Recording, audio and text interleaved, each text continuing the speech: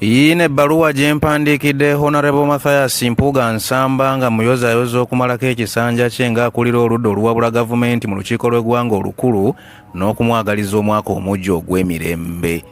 Mukama wange Honorable Mathias Mpuuga Nsamba nga neesiimye nnyo okufuna omukisa ogukuwandiikira ebbaluwa esiima emirimu gyo era ekuyozaayoza okumalako obulungi ekisanja kyo ng'akulira oludda oluwabula gavumenti mu paalamenti. Ndi wa mukisa nnyo nno ng'ali bwengo okuba omu ku abo abasembeyo okukuwandiikira ebbaluwa ey'engeri ng'eno nga tweteekerateekera okunyugunya 2023 mu kiŋaaŋaali. Nkulamusizza nnyo ssebo mu linnya lya Mukama waffe Yezu Kristo era ne nkwebaza obuweereza abo bonna bw'oweereza eggwanga ku mitendera egy'enjawulo. Nkukulisa nnyo okuyita mu bipapa ebicepere n'ebiyingula bya Kirisimansi byensuubira nti byagenze bitege si ku ngeri bannabuddu gye baagunjukira okuboobeza eddigobe n'okukalirira ekiyingula nze awunyiriza ne kinsaaliza. Nze musajja wo munnankoba za Mbogo Maseruka Stephen, muzzukulu wa Mutasingwa, omulangira eyeddira embwa, omuwandiisi, omutontomi era omuzira mu bazira.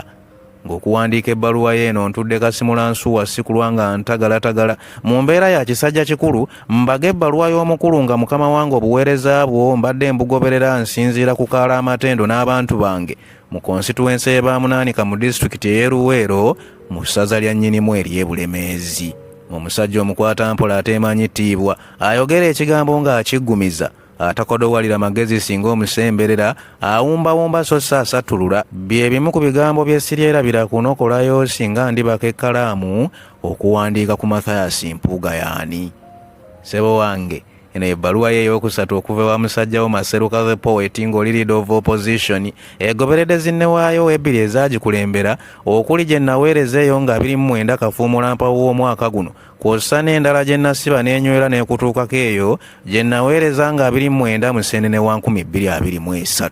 Wabula nzikiriza mukama wange nkulume ku kutu ng'era akutemyako bw'abeera nti ebbaluwa y'eno njigabanyiriza ku mikutu gyange emigattabantu okuli TikTok, Facebook, YouTube ne Twitter nga gyonna giri mu mannya aga Maseruka the Poet. Kino nkikoze si lwa kwesumaalika oba kwessa mu buno obwaka naye ndowoozezza nti amayengo gano oba oli awo gaalitebenta emisinde ne gansooka okusomoka lwerayo gayoga nga gagikuŋŋunsizza n'ekutuukako. Gansanga wano nga tuyegaayega okusemberera okuli eddigobe lya Ssekukkulu nti omukulu Mathias Mpuuga ekisanja kye akikubye oluku mu mutwe nasooka ne nzikubamu amakiikakiika mu ngeri y'okusoberwa nga bwe nzisa n'ekikko ensonga obugalo mbyebuuza bwe mbyeyanukula nti ddala ani anaakuddira mu bigere okwongera okutembeeta ensonga z'oludda lw'obadde okulemberamu.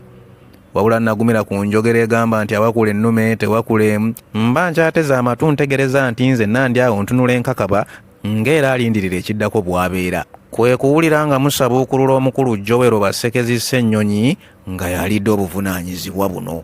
Mukama wange nkirinako obukakafu nti otuula ku lukiiko olulonda obukulembeze bw'oludda olwo mbeebaza nnyo okubanga omusingi gw'ekibiina ekyeyubudde jjo juuzi wano okutendeka abakulembeze okuwa omukisa abalala okuweereza n'okukkiriza okuwaayo obuvunaanyizibwa mu ngeri etaliimu kukeŋŋentererwa y'entabiro ejja okukuza ebyobukulembeze mu ggwanga mwe tuwangaalira. Nzikiriza nkusaasira ennyo olw'okusoomoozebwa kw'osiŋŋaanye mu buweereza bwo, engwala enkoligo n'endipo z'osiŋŋaanye oba oli awo ezimu ne zaagala n'okukutalantusa naye n'osigala ng'oyimiridde busimbalaala bye bimu ku binkwasiza ekinyegenyege mansire bwino olupapula ndukuweereze. Okulemberedde mu kiseera nga bannansi b'ekyayekyayo olw'okusoomoozebwa okw'enjawulo okubasibya amamiima wali n'ennyonta y'abantu baabwe abazze babuzibwawo era okuwadaawadako kwonna kw'okulembeddemu okusobola okununula eddembe ly'abantu bano ssebo siri kubuusa maaso.